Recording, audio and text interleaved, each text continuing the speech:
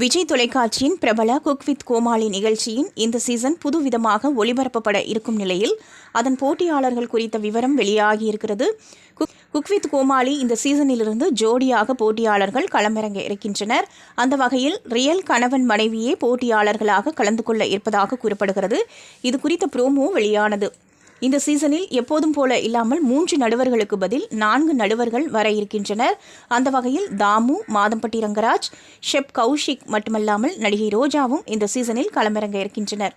மேலும் இதுவரை 4 போட்டியாளர்கள் ஜோடி அறிமுகப்படுத்தப்பட்டுள்ளனர். சம்யுக்தா, அவர் கணவர் அனிருத்தா, பிக்பாஸ் வினோத் மற்றும் பாக்யா, அரவிந்த், சங்கீதா.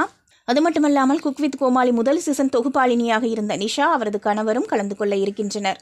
இந்நிலையில் குக் வித் கோமாளியின் அடுத்த போட்டியாளர்களாக பாடகர் மனோ மற்றும் அவரது மனைவி ஜமீலா கலந்து கொள்ள இருக்கின்றனர்.